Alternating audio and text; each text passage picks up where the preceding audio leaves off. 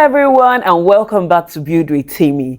First of all, why have you not subscribed to the videos on this channel? I know it's benefiting you, and it's so surprising that over 82% of you guys that come to watch the videos on this channel are not subscribers. So please, let's start subscribing to this channel. It doesn't just benefit me, it also benefits you guys and every other person, because the more you subscribe, the more other people like you who are trying to build purposeful lives get to see the videos. So please subscribe. Today, I'm not going to be telling you anything really. I'm just going to be attempting to answer a question that has been on my mind for a very long time now, and that is, are there any benefits of we cursing our land, our country, our continent, as Nigerians, as Africans, or whatever part of the world we find ourselves in? Is there any benefits of speaking negative words to that place that you reside or that place that you come from? First of all, before we dive in fully into this topic, let's try and understand who we are as a people and how we become the kind of person that we are. Who we are is determined by so many factors, and one of those factors is where we come from, where our ancestors originated from. And where we come from influences us so much because it shapes our lives, our identity, our behaviors. I remember when I was in the university, I attended the University of Lagos, for those who do not know.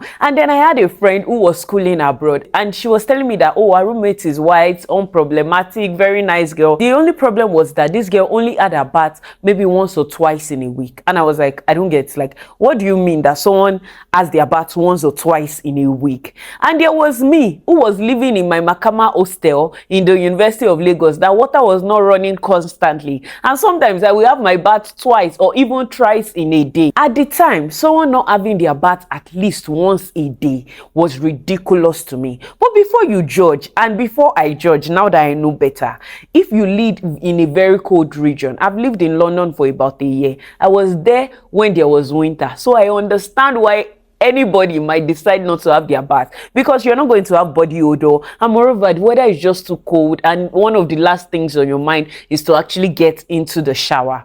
But if you live in the hot tropical region like Africa, ordinary body odor will stop you from not having your bath at least twice in a day. That simple example lets me know that even where we are from just determines some of the behaviors we will exhibit. And that is why Black Americans will still have their bath, and they find it ridiculous that people do not bath daily. It just shows where we come from. While I was researching for this topic and thinking about it, I kept wondering, why have we become these people that do not really love our identity? Why have we become the people who are not proud of who we are or where we have originated from? And I remember some time ago that every single thing that was Nigerian was hated, and the only things that people liked were things that were imported into the country or foreign made. The moment you say something was foreign made, people automatically associated that thing as better, and then when you say something was Nigerian made, they already automatically see that thing as inferior.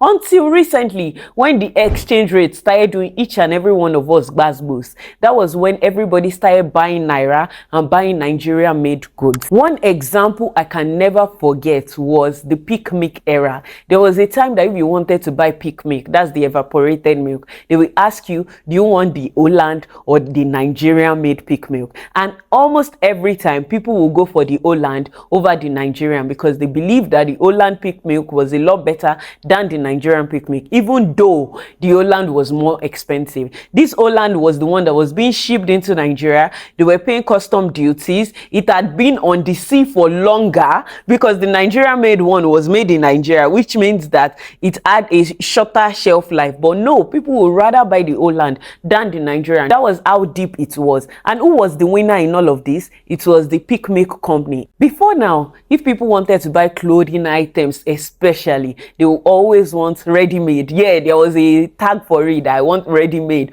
foreign made. But the truth is, we have talented or even more talented fashion designers in Nigeria than the ones that you're going to ship from. And I thank God that we are beginning to see and understand the value of the things that we have in this land at this time. I remember that there was a time that people will tell you that, oh, Nigerian foods are full of carbs, there are no healthy Nigerian foods. Are you kidding me? You're really telling me that amala gbegiri and the wedu is not healthy?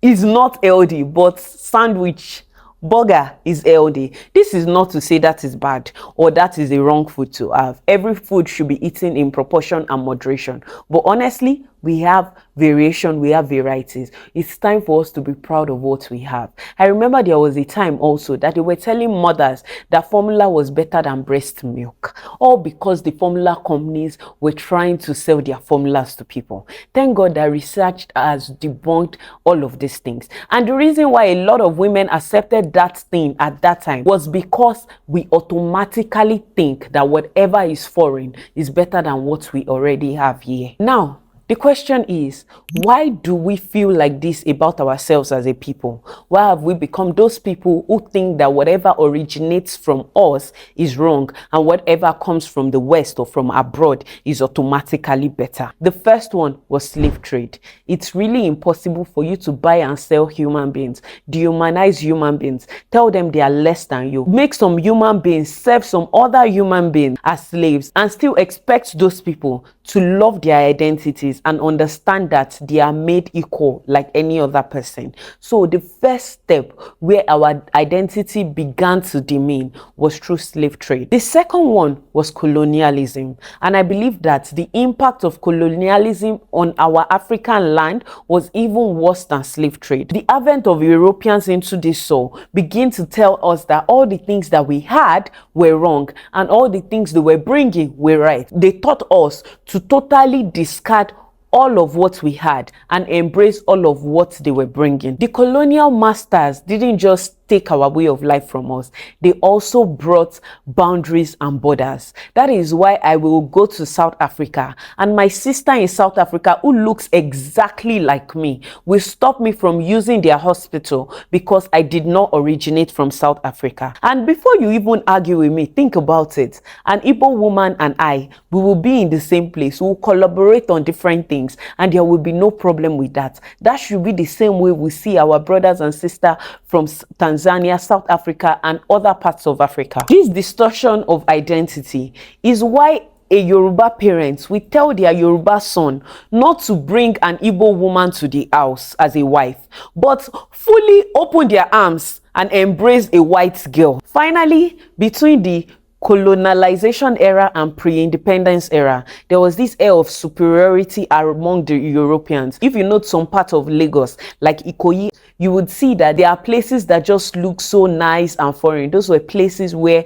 those colonial masters lived. In fact, at the time, if you as a local, a Nigerian, was found on the island beyond 7 p.m. or in some particular areas beyond 7 p.m., you would have to explain what you were doing there. That was really part of where we began to see some set of people who, even though they are normal human beings like us, but they share a different skin color, we began to see them as more superior to we ourselves. And that air of superiority and identity crisis have been passed from generation to generation, and that is how we got to where we are today. One of the things that inspired me to shoot this video was a tweet that I saw by a financial influencer who says that she finds it funny when people say they moved from Nigeria to the US because of security issues. And we know exactly how the US is when it comes to security. If you see the way people bullied her that day till she had to delete that tweet, Nigerians were happily defending the US over their own land. Now, this doesn't mean you can't say the fact, you can't say the truth. This doesn't mean you can't criticize the government. Of course you should. You elected them into that position of power, and if they are not doing their jobs, you should actually call them out. But we need to learn to separate the government from the country. And this is especially important for people who live, work, earn a living from this country. So now that we've already gone on a lot of history lessons, let's attempt to answer the question that brought us here in the first place. Are there any benefits of cursing our nation? The answer is no. Capital no. It's not just that there are no benefits of cursing the nation. Instead, there are even problems that can arise if you consistently use your mouth to spew negative words about the land you are in or the land you originated from. The first problem is that it means you are cursing your creator. Yes, it might sound crazy, but I believe that God was very intentional about every single one of us. If God wanted you to be American, He would have made you American. If God wanted you to be Pakistani, He would have made you Pakistani. Pakistani. So there is a reason why God made you African, God made you Nigerian, or whatever part of the world that you are from. There is an exact reason why you were there. And if you detest your identity so much, or where you have come from so much, you would never be able to open your eyes and truly achieve the purpose that God has set for your life. The second issue is that I know, yes, and I agree that you are frustrated. Nigeria has, gotten you to that point where you're like, what can I do? I'm working so hard. I'm not seeing reward for my efforts and everything. But my question to you is, all these courses that you keep laying on this country, this thing that you're saying, you're just speaking the facts, how has it helped you? All these days that you've been spraying negativity, how has it helped you? It has not benefited you in any way. Just try to change course. Move from negativity to positivity. If you don't even want to move into positivity, why don't you just be neutral? 3, you will never see any potential in this country.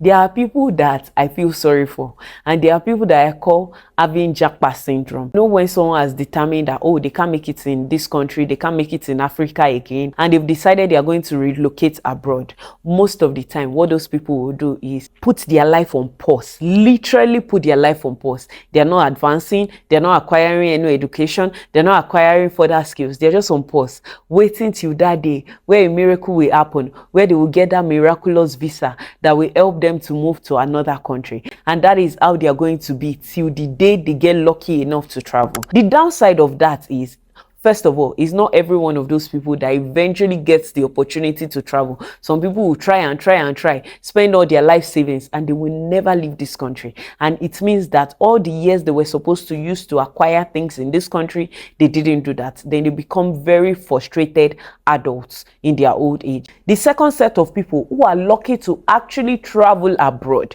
because before they left, they never acquired skills, they never acquired additional education. They will get there and have no choice but to be doing odd jobs, and they will just be there barely surviving, living from hand to mouth, or just moving from one place to the other. You can't be living a frustrated life in Nigeria, make nothing of your life, and think automatically because you change geographical location, you will get to the country where you're going and then start to thrive. It doesn't work that way. If you were thriving here, you will thrive there. If you were not thriving here, you will barely survive there. 4, it blocks your blessings. I know that one of the things that are trending these days is positive affirmation. When you wake up in the morning, you stand in front of your mirror and you say, I am blessed, I am highly favored, I am this, I am that, I am beautiful. And then you stand up, you wake up, you do all of those things. You say it to yourself, which sounds really good. There's nothing wrong with positive affirmation. I have my opinions on it, but there's nothing wrong with it. And then just the moment you step out of your house, a little traffic, or someone just, kiss your car a bit, and then it starts. This country is terrible. There's nothing in this country. There's this, there's that. You're confusing your angel.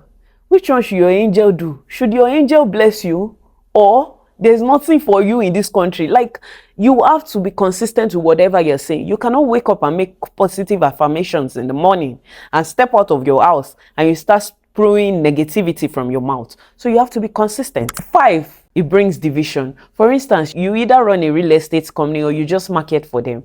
And then you've spoken to this person about purchasing properties, investing in Nigeria and all of those things. But they didn't tell you that they were actually thinking about getting a property from you. All of a sudden, one day you guys are in a conversation and then you start saying, oh, this country, there's nothing in this country.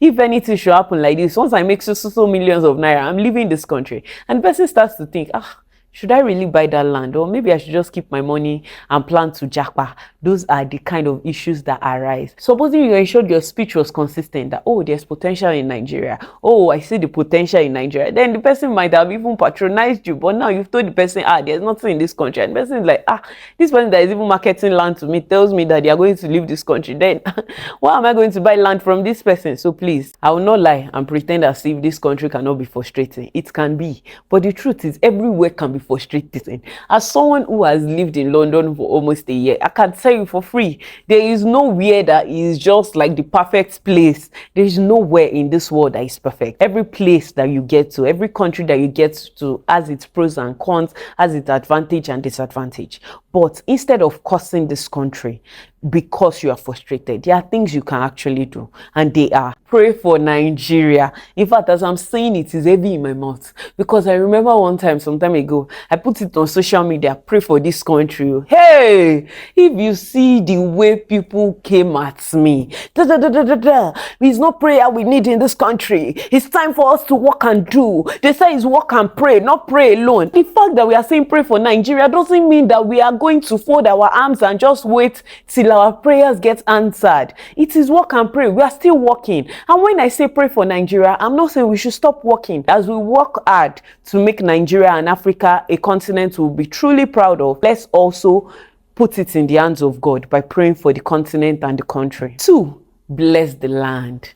Bless the land. Says positive things. Honestly, one of the things I always say, this land is blessed. If you are someone that you know that you're going to live in this country, or you are living in this country, you're doing business in this country, begin to say things like you're going to be blessed here. Finally, fix your eyes on God. You don't fix your eyes on the government, on a person, on the problem that you're facing. One of the issues that we have as human beings is we are all selfish. We are always thinking of how can this thing benefit me. At the end of the day, there are so many layers to this topic. But it is time for us as young people, as people who want to build a life of purpose, to start changing our language. A lot of us, we can be in this country and say, oh, if I was living in that part of the world, I will have a better life. But as someone who has lived over a year abroad, and who has a lot of people who are living abroad, and who has people who have lived abroad and they've come back to Nigeria, I will tell you that the grass isn't always greener on the other side. The grass is greener where you water it. One of the things I notice about America is that a lot of Americans will say, God bless America. Some of these people don't even believe in God though,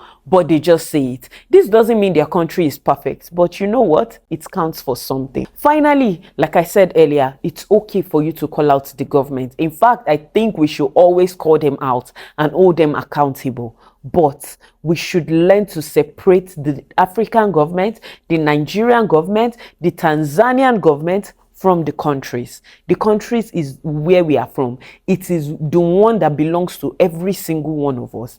But we can call out the government without cursing or speaking negativity into the countries. And that's it on this episode of Build with Temi. I hope you learned a lot, and now you see reasons why you shouldn't just be spraying negativity or cursing the land that you have come from, and you begin to appreciate the identity of where you are from. And I pray that as you continue to go and grow, that your eyes begin to open and you begin to truly appreciate the identity that you have and where you are from. I remain Temi. Don't forget to like, share, comment, and subscribe. And you can feel free to send me an email to buildwithtemi@gmail.com. Till I come your way again next week, Thursday, stay blessed.